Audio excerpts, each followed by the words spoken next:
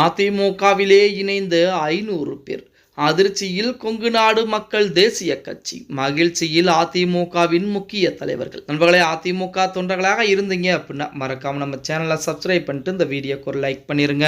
அனைத்திந்திய அண்ணா திராவிட முன்னேற்ற கழகத்தை பொறுத்த வரைக்கும் தேர்தல் பிரச்சாரம் என்பது ஒரு புறத்திலே மிக தீவிரமாக போய்கொண்டிருந்தாலுமே இன்னொரு புறத்திலே மாற்று கட்சி இருக்கக்கூடிய தொண்டர்களை தன் பக்கம் இழுக்கக்கூடிய வேலைகளையும் அதிமுக இருக்கக்கூடிய முக்கியமான தலைவர்கள் புறம் செய்து கொண்டுதான் இருக்கிறாங்க. அப்படித்தான் நேற்றைய தினம் புதுக்கோட்டை மாவட்டம் நமது முன்னாள் அமைச்சர் விஜயபாஸ்கர் முன்னிலையிலே அதிமுகவும் எடப்பாடி பழனிசாமி முன்னிலையிலும் 1000க்கும் மேற்பட்ட முக்கிய நிர்வாகிகள் அதிமுகவில் இணைஞ்சிருந்தாங்க.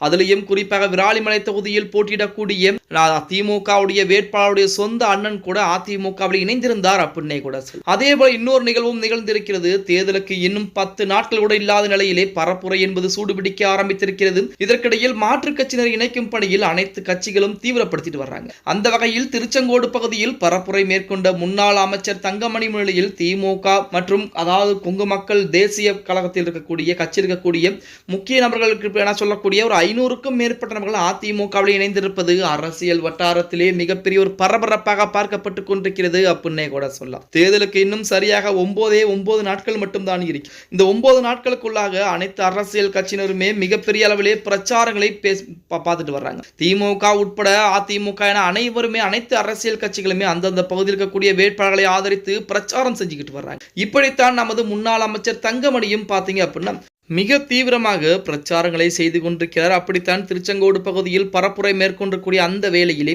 திமுக மற்றும் கொங்கு நாடு மக்கள் தேசிய கட்சி உட்பட அந்த 2 கட்சிகளைச் சேர்ந்த 500க்கும் மேற்பட்ட நிர்வாகிகள் நேரடியாக தங்கமணியின் முன்னிலையிலே அதிமுகவில் தன்னை கள்ளக அடிப்படை உறுப்பினராக இணைத்திருக்கிறார்கள் அப்படிங்கிற செய்திகள் தற்சமயம் இணையதளங்களிலும் சரி அதிமுகவின் அதிகாரப்பூர்வமான வலைதளங்களிலும் சரி வெளியிடப்பட்டிருக்கிறது அப்படின்னே கூட சொல்லலாம். அதிமுகவை பொறுத்த வரைக்கும் 2026 சட்டமன்றத்தில் என்பது நம்ம அனைவருக்கும் தெரிந்த ஒரு விஷயம்தான். கண்டிப்பாக மிகப்பெரிய அளவில் வெற்றி வாய்ப்பு என்பது இருக்க வேண்டும். அந்த வெற்றி என்பது தனி பெரும்பான்மையும் இருக்க வேண்டும் அப்படிங்கிறது அதிமுக அனைவருக்கும் தெரிந்த ஒரு விஷயம். 2026 சட்டமன்ற தேர்தலில் மட்டும் ஒருவேளை அதிமுக தோல்வியை தழுவிவிட்டால் அடுத்து 10 ஆண்டுகள் 15 ஆண்டுகள் ஆனாலும் அதிமுகவால் வெற்றி வாகை சூடுவதற்கு வாய்ப்புகள் என்பது கிடையாது அப்படின்னே கூட சொல்லலாம்.